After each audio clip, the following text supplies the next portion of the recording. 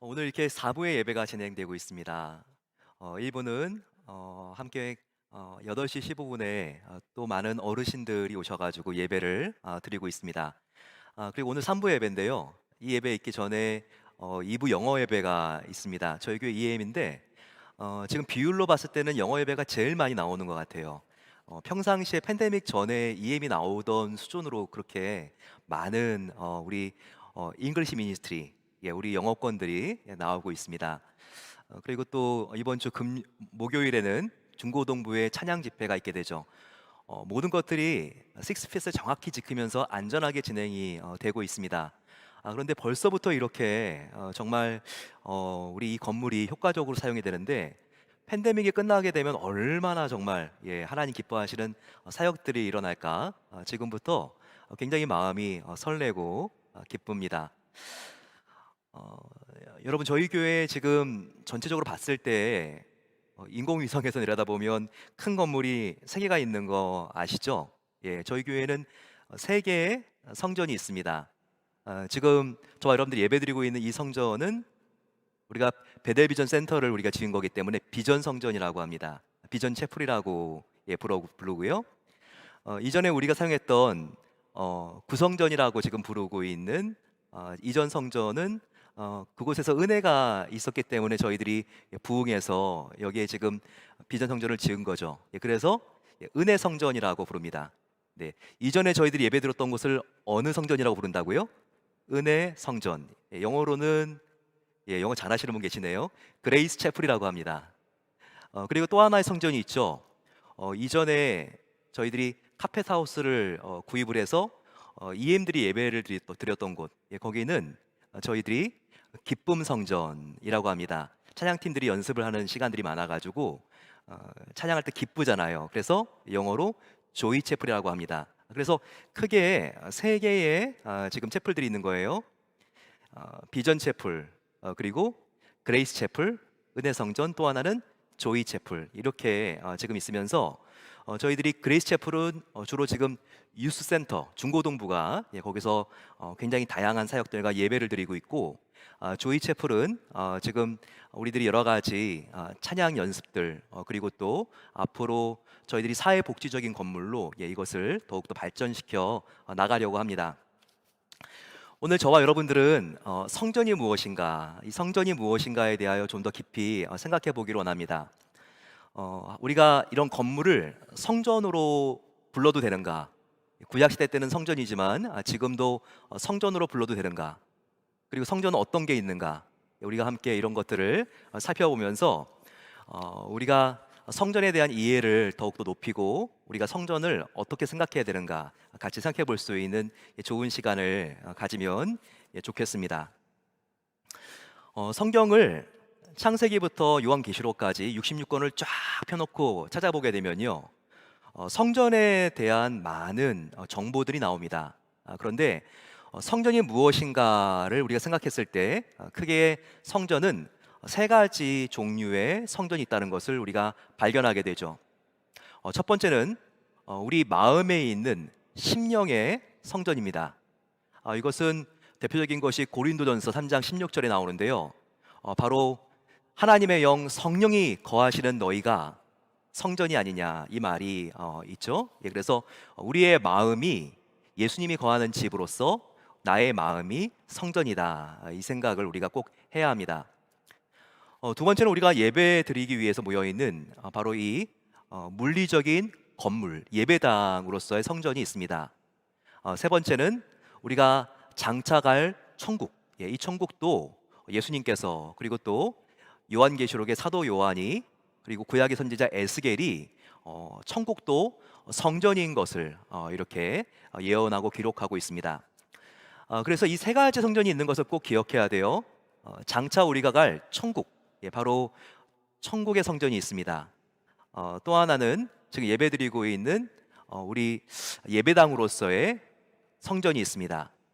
세 번째는 나의 마음도 성전인 것이죠.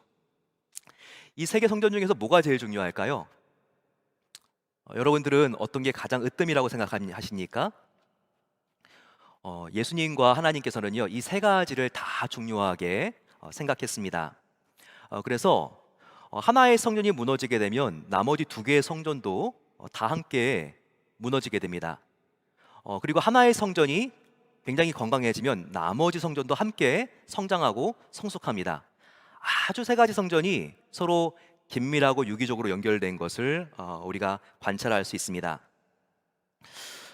오늘 말씀을 보게 되면 시편 84편에 너희가 힘을 얻고 더 힘을 얻어야 한다라고 하는 말씀이 끝부분에 나옵니다. 우리의 신앙생활에 힘이 생기고 그 힘이 더욱더 커지기 위해서는요, 이 세 가지 성전이 다 고르게 건강하게 발전할 수 있어야 합니다. 오늘은 특별히 이 세 개의 성전 중에서 저희들이 베델비전 센터에 입당했잖아요. 바로 예배당으로서의 성전의 역할, 바로 그 가치에 대하여 함께 알아보기를 원합니다. 구약 성도들은요, 정말 성전을 너무나 사모했습니다. 그 성전을 사모한 열심은 성전뿐만 아니라 그들이 장막, 성막을 사모했다는 표현으로도 나오고 있어요. 자, 왜 그러냐면 성전은 솔로몬이 지었죠. 그런데 이 성전의 프로토타입, 바로 이 성전의 원형이 되는 성막, 장막은요, 솔로몬 성전을 짓기 500년 전에 모세가 하나님으로부터 설계도를 받아서 지은 것입니다.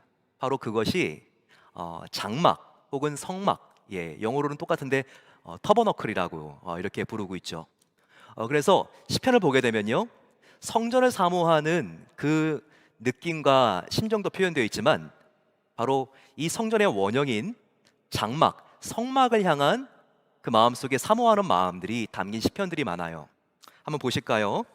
오늘 시편 84편은 고라 자손이라고 하는 성전의 문지기 관리인들이 이렇게 모여서 함께 지은 시편입니다.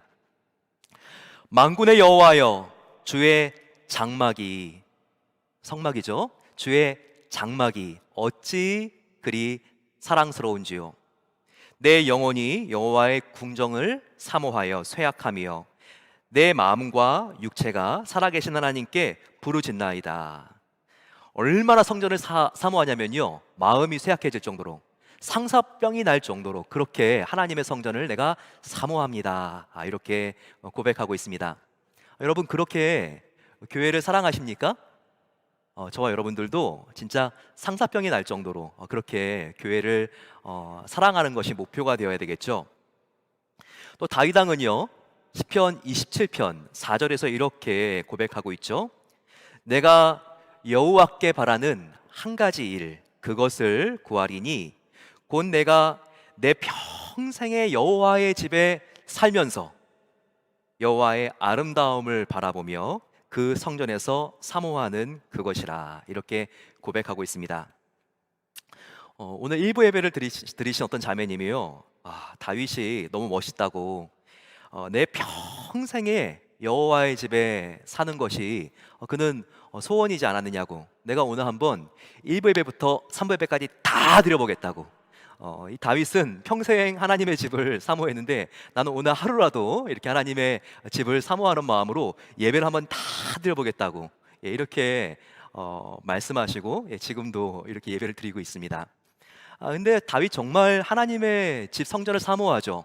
평생에 단 한 가지 소원이 여호와의 집에 살면서 바로 이 하나님을 즐거워하는 것이 소원이라는 것입니다.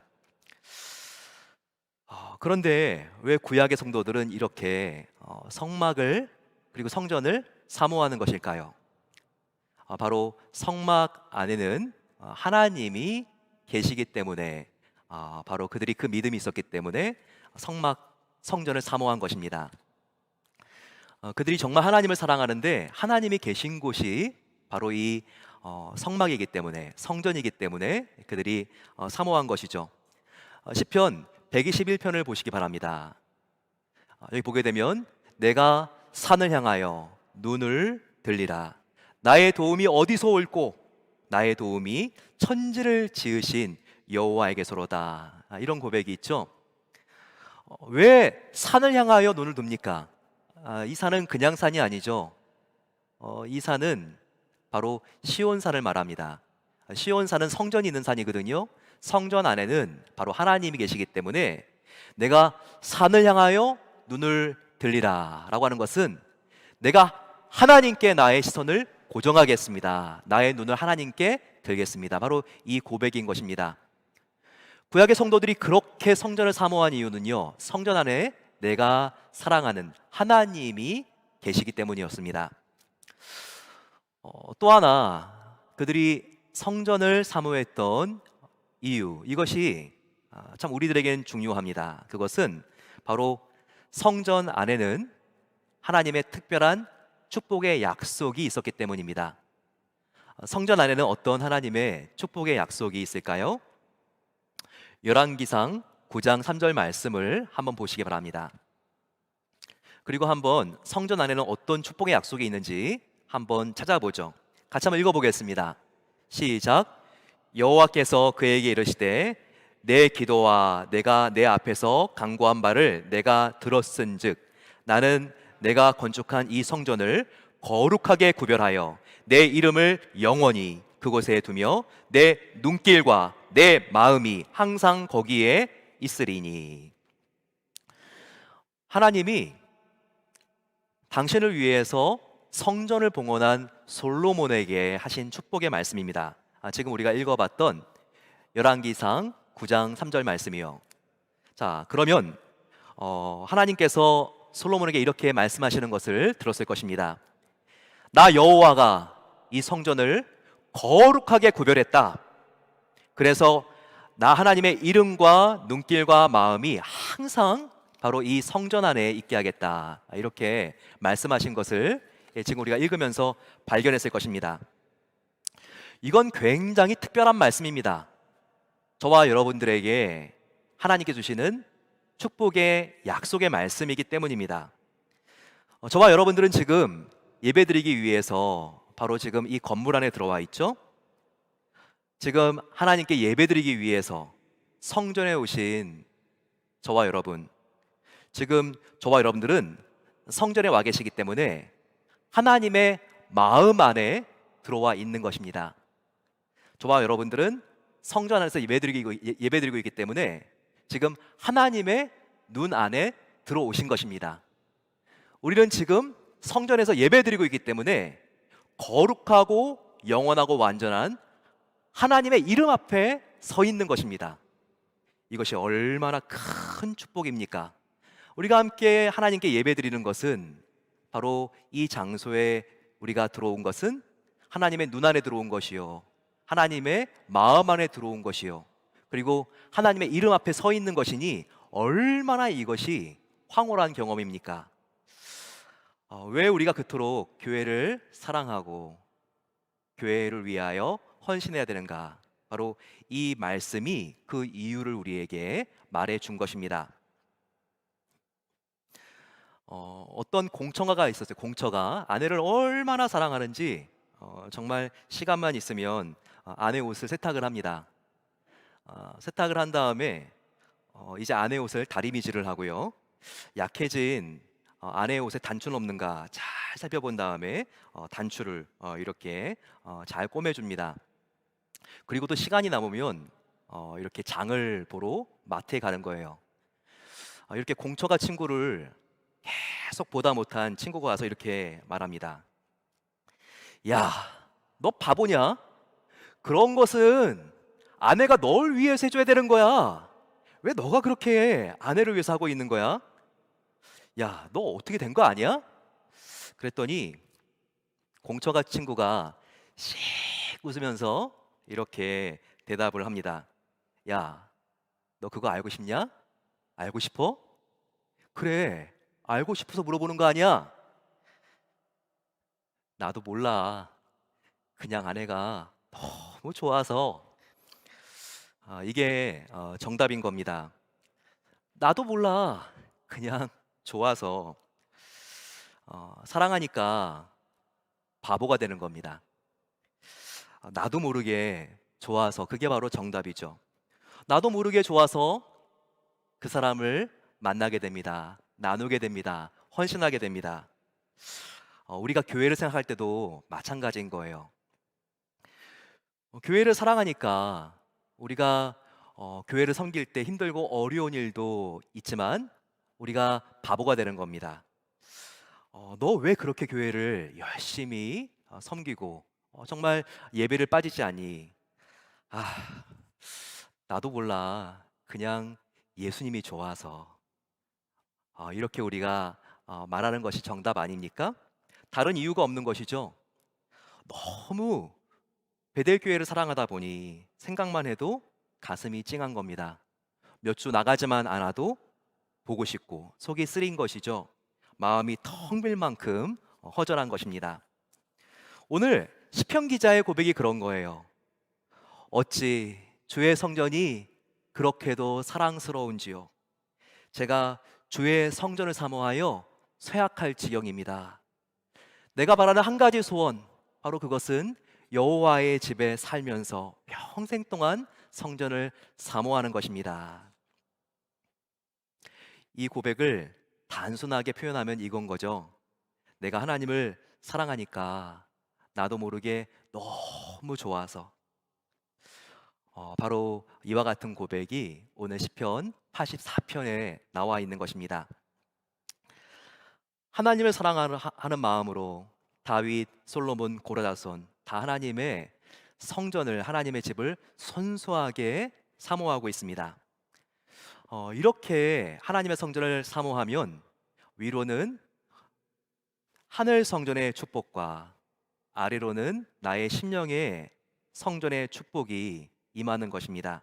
이와 같은 축복이 우리 모든 성도님들의 삶과 영혼에 임하게 되시기를 축원합니다. 여기서 잠깐 하나님께서 솔로몬에게 내가 너가 지은 성전을 거룩하게 구별하겠다, 이 말씀을 조금 더 우리가 구체적으로 살펴보면 좋겠습니다. 우리가 방금 읽은 열왕기상 9장 3절 말씀을 한번 주목해 보세요. 하나님이 말씀하십니다. 나는 너가 건축한 이 성전을 거룩하게 구별하여 내 이름을 영원히 그곳에 두며 내 눈길과 내 마음이 항상 거기에 있으리니라고 말하고 있죠. 하나님은 솔로몬에게 성전을 거룩하게 구별하겠다라고 말씀하고 있습니다. 사실 성전이라고 해서 다를 게 있습니까? 일반 건물과 똑같은 재료로 짓습니다. 흙, 돌, 나무, 집 같은 걸로 지었죠. 하지만 목적과 용도에 따라서 구별했을 때 성전이 된 것입니다. 하나님께 예배하는 목적, 바로 그 용도로 구별해서 지었기 때문에 다른 건물들하고는 다른 성전이 된 것이죠. 여기서 우리는 우리의 신앙생활이 무엇인가 한번 되짚어 볼 필요가 있습니다. 그냥 단순하게 신앙생활이 무엇인가 우리가 정의한다면 평범한 것에서 거룩한 것을 구별해 내는 것이 바로 신앙생활입니다. 신앙이 좋은 것은 다른 게 아니에요.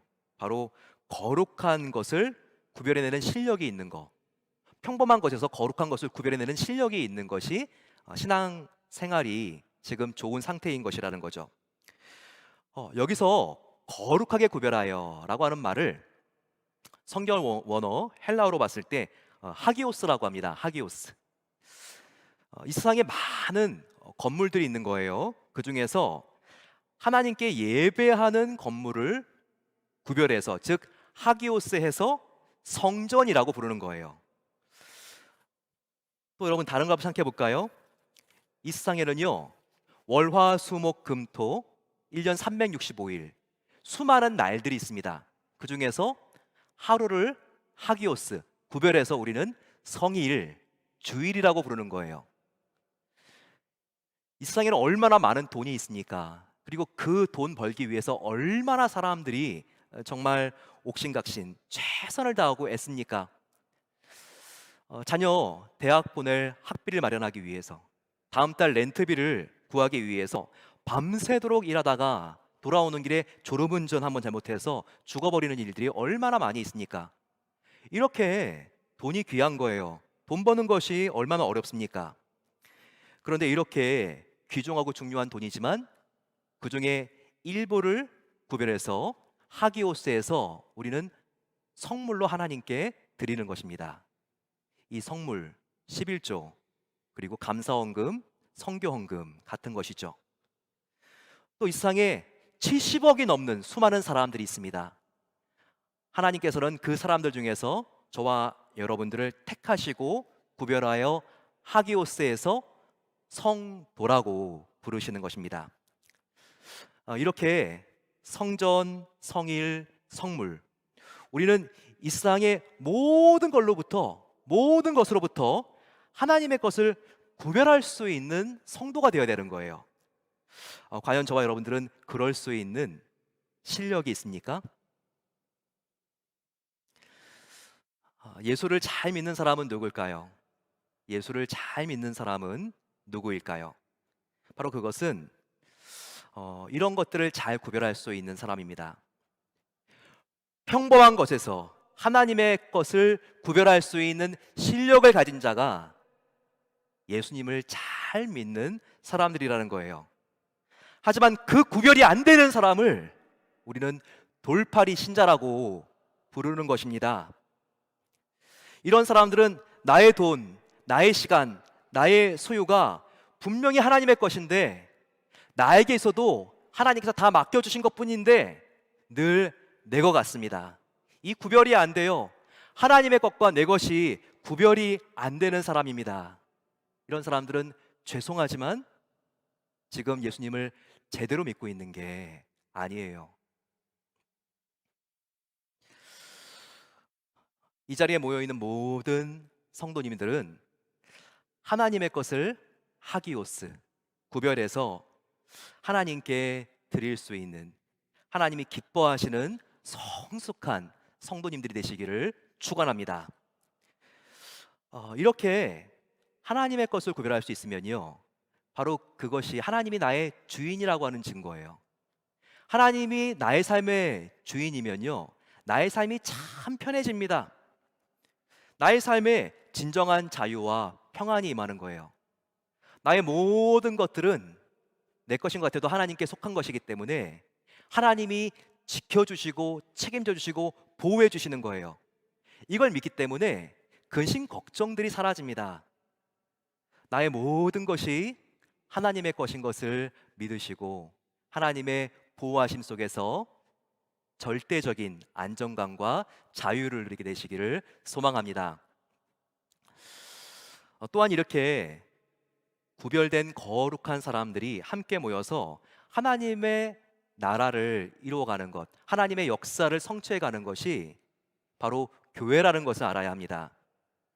그래서 교회는요, 하기오스, 이 세상과 구별된 곳이기 때문에 다른 집단, 동호회, 단체하고 교회는 반드시 다르고 차이가 있어야 되는 거예요. 교회는 이 세상과 달라야 합니다. 이 세상은 생명이 없어도 교회는 영생이 있어야 되는 거예요. 이 세상에는 용서가 없어도 교회는 덮어주는 자비가 있어야 되는 거예요.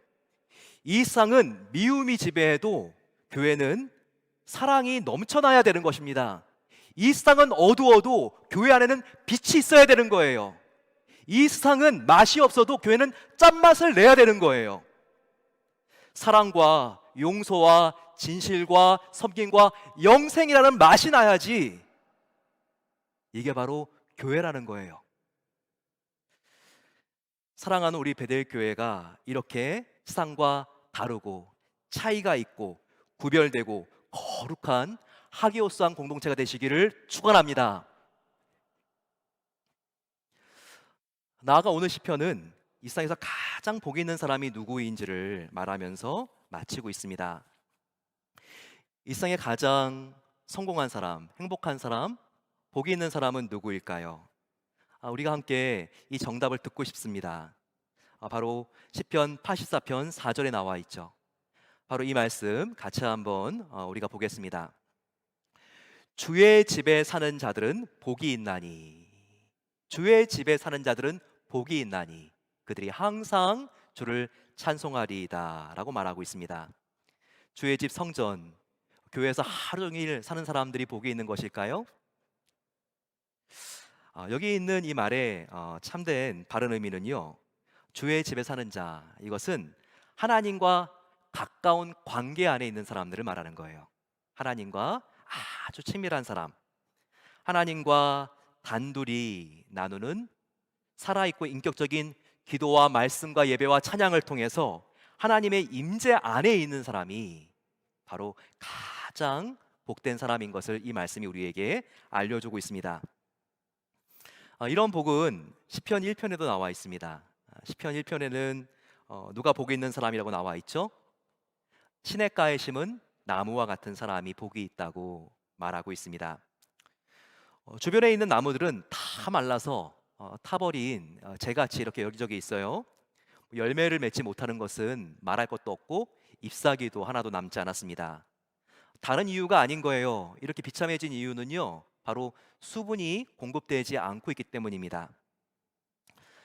하지만 어떤 나무 한 그루는요, 정말 설명할 수 없을 정도로 너무나 아름답습니다. 그리고 봄, 여름, 가을, 겨울 너무나 당도가 높고 싱그럽고 풍성한 열매를 맺습니다. 그 이유가 무엇일까요? 다른 나무들하고는 다른 곳에 뿌리가 닿아 있는 것이죠.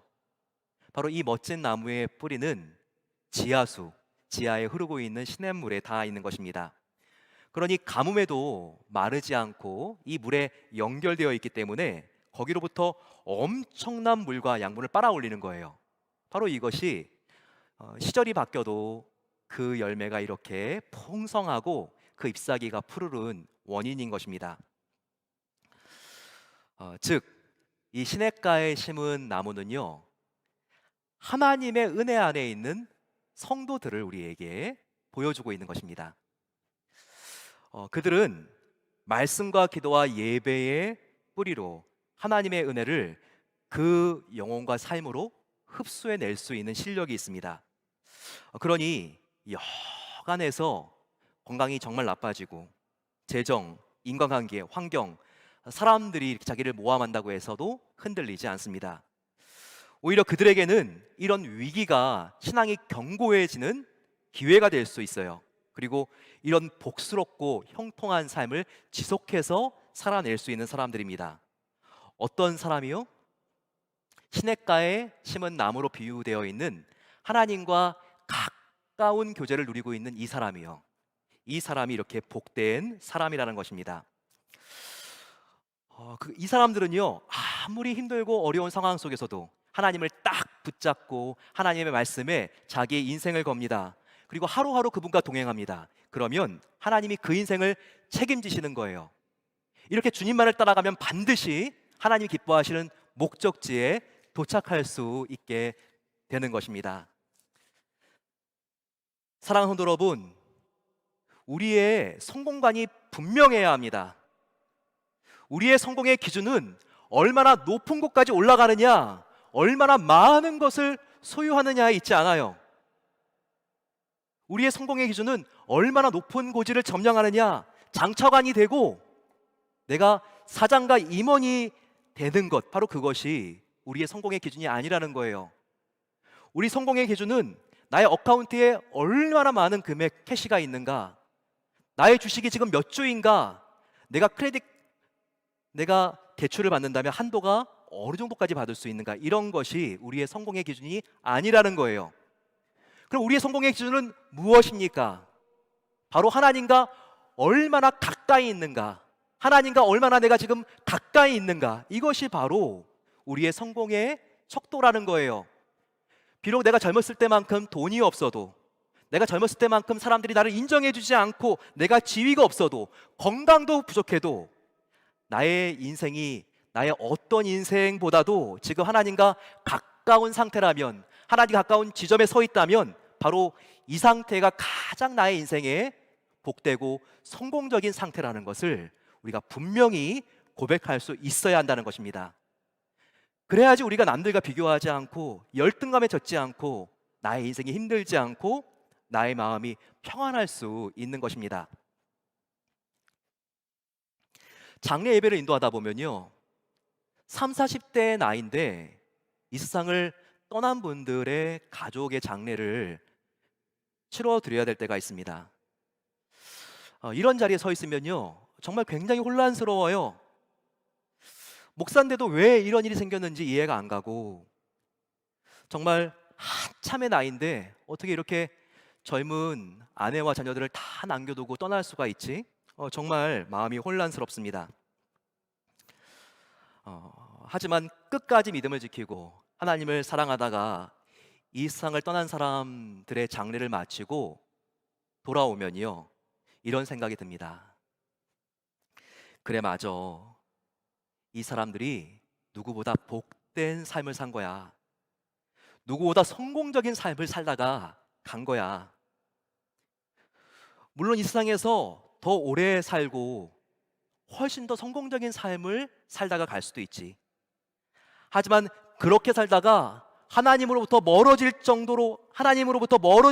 대로 멀어진 상태에서 인생의 최후를 맞는 그 사람보다 이 사람이 더 복된 것은 틀림이 없어. 비록 짧은 인생 속에서 하나님과 동행하다가 하나님과 가장 가까운 상태에서 이 세상을 떠난 거기 때문에 이 사람이 복된 것은 틀림이 없어. 왜 그렇죠, 여러분? 이 세상은요, 잠깐이고 예행 연습이기 때문에 그래요. 천국의 삶이 영원한 진짜이기 때문에 그렇습니다. 이 세상에서 살면서 하나님과 가장 가까운 상태에서 눈을 감으면 천국에서 그 누구보다도 하나님과 가장 가까운 상태에서 눈을 뜰 것이기 때문에 이거보다 더 성공적인 삶을 산 사람이 누가 있겠습니까? 높아지고 많이 갖는 것이 성도의 성공이 아닙니다. 하나님과 점점점 더 가까워지는 삶을 사는 것이 바로 이것이 성공이에요. 한번 스스로를 지금 점검해 보시기 바랍니다. 하나님이 지금 여기 기준이에요. 여러분들이 지금 하나님과의 거리가 얼마나 되십니까? 내가 인생의 그 어떤 때보다 사람들이 나를 인정해 줍니다. 내가 큰 집에 살고 있습니다. 나의 인생의 어떤 때보다 정말 내가 재물이 많습니다. 하지만 나의 인생의 어떤 때보다 하나님으로부터 이렇게 멀어져 있다면, 내가 지금 기도를 해도 기도가 절실하지 않고 말씀을 읽어도 신문 기사 읽는 것과 같다면 그것은 여러분 지금 성공적이고 복된 삶을 사는 게 아니에요.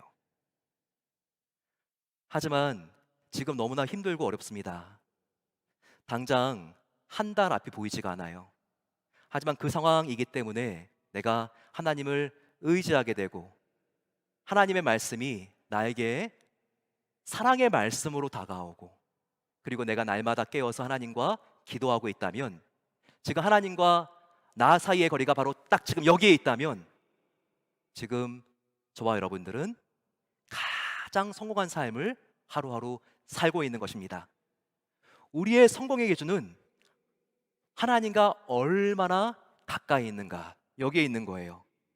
내가 지금 얼마나 많은 것을 가졌느냐, 바로 이것이 행복의 기준이 아니라 내가 지금 누구에게 속해 있는가, 그리고 속해 있더라도 속한 분과 얼마나 가까이에 있는가, 바로 그것이 우리의 성공의 기준인 것을 믿으시고 더욱더 하나님과 날마다 가까워지는 삶을 선택하고 살아내시는 그 은혜가 함께 하시기를 소망합니다.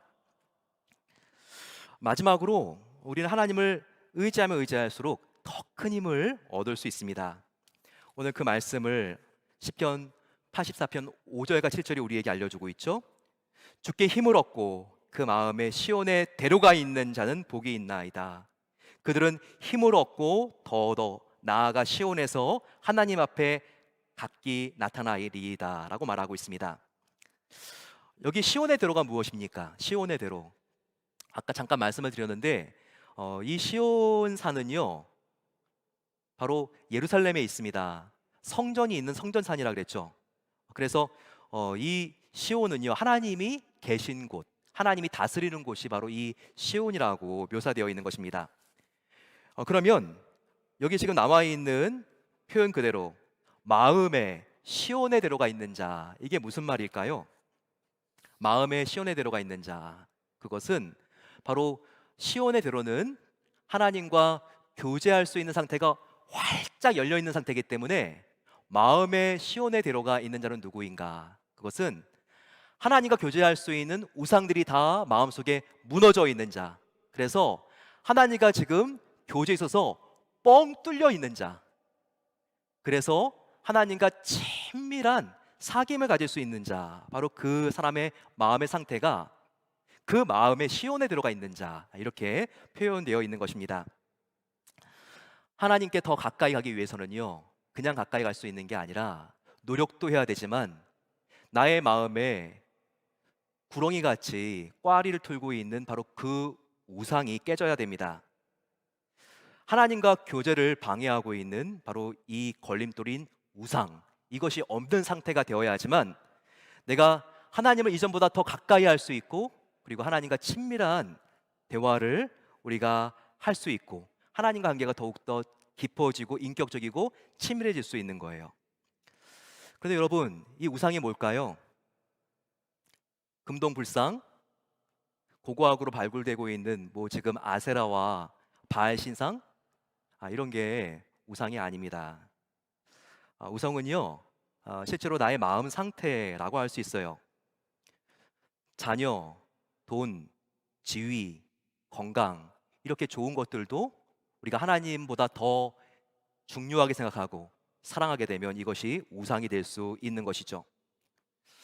여러분, 혹시 돈, 자녀, 지위라고 해도 막연한데요, 한번 이런 것이 없으면 죽을 거와 같은 거, 바로 그게 우상이라고 생각하면 틀림없습니다.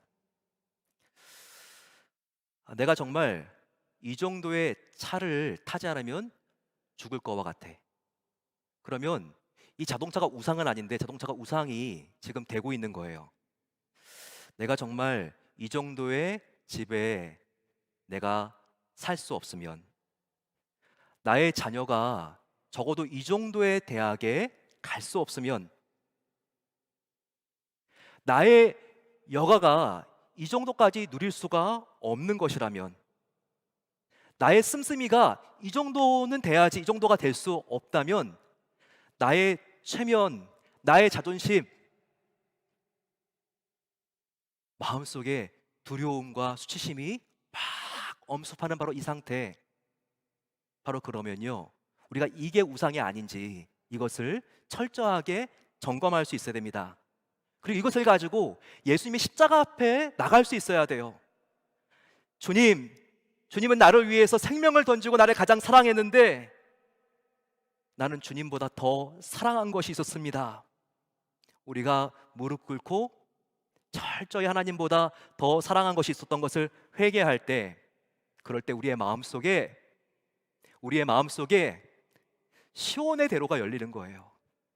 우리 주님이 정말 여러분들을 만나고 싶어 하시고 정말 더 귀한 깊은 대화와 기도를 하기를 원하시는데, 내가 지금 이와 같은 우상들이 걸림돌이 되어서 하나님의 그 교제를 내가 지금 막고 있는 것입니다. 그런데 이 우상을 십자가 앞에 회개하며 내려놓을 때 이 우상들이 다 부서지면서 주님께서 우리에게 다가오시려는 바로 주님의 말씀과 주님의 몸짓을 우리가 그대로 수용할 수 있는 거예요. 그러면서 마음의 시온의 대로가 열리는 것입니다. 그럴 때 하나님께서 어떤 축복을 주십니까?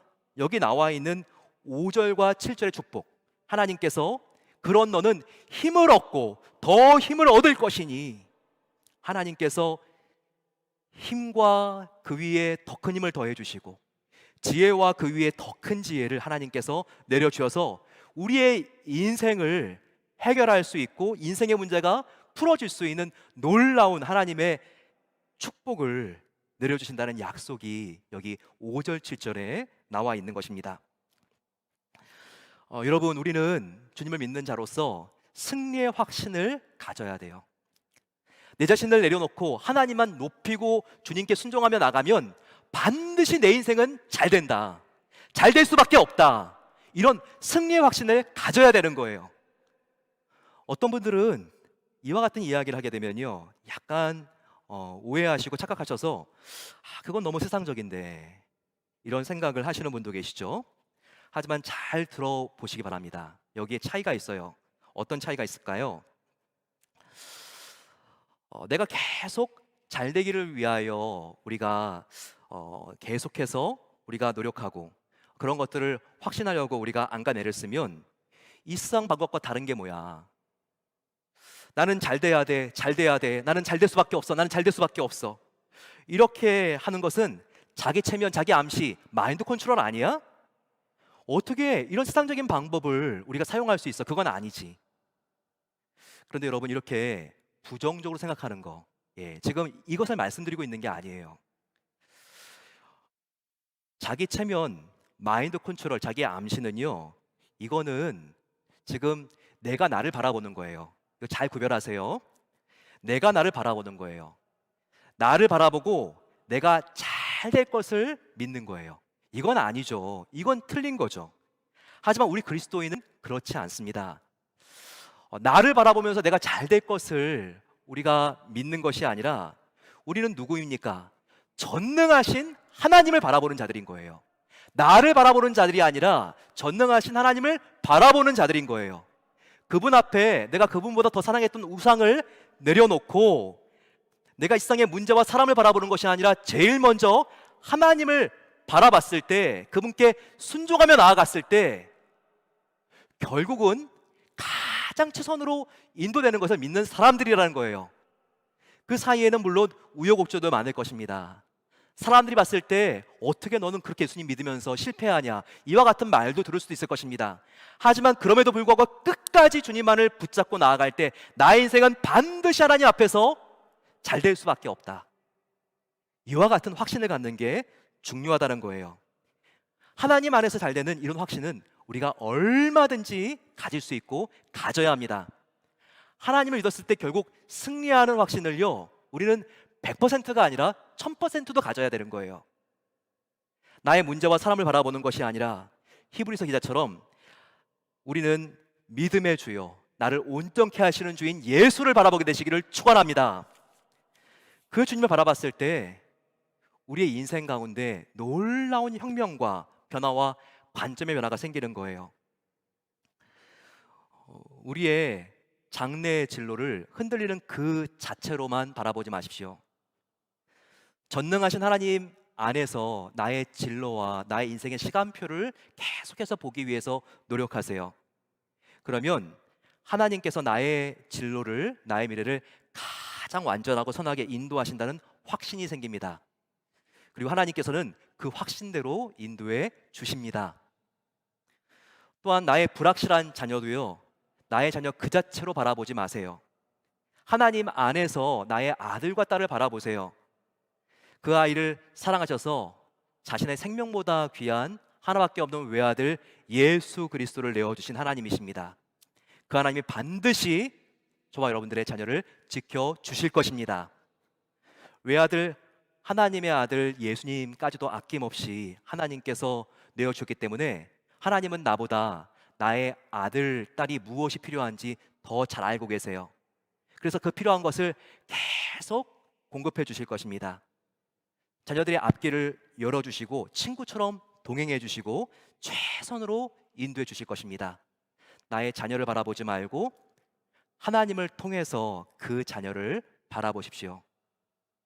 하나님이 나보다 그 자녀를 더 사랑하시기 때문에 가장 최선으로 인도해 주실 것입니다. 우리의 구원의 확신도 마찬가지인 거예요. 과연 나는 지금 죽어서 천국 갈 수 있을까? 오락가락하는 것은요, 지금 나를 바라보기 때문입니다.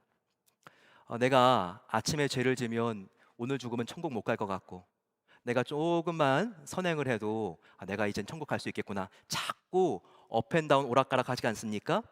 그러면 계속 구원의 확신은 흔들리게 돼 있는 것이죠.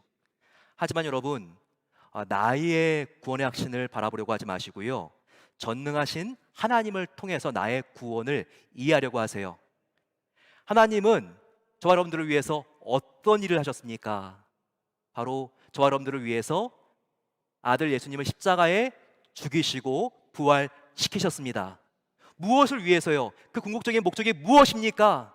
바로 저와 여러분들을 구원하시기 위해서, 영생을 주시기 위해서 자기 하나밖에 없는 아들을 죽이시고 살리셨다는 거예요. 그러면 여러분, 저와 여러분들은 하나님을 포기해도 하나님은 절대로 저와 여러분들의 구원을 포기할 수 없으십니다. 그래서 하나님 안에서 우리가 우리 자신의 구원을 바라보게 되면요, 우리의 구원은 확실한 거예요. 구원의 확신을 가져도 되시는 거예요. 우리 주님은 정말 우리의 영혼을 사탄이 정말 지옥까지 빼앗아 간다 할지라도 지옥에서도 우리의 영혼을 건져 구원하실 전능하신 하나님이십니다. 그 하나님을 꼭 믿게 되시기를 축원합니다.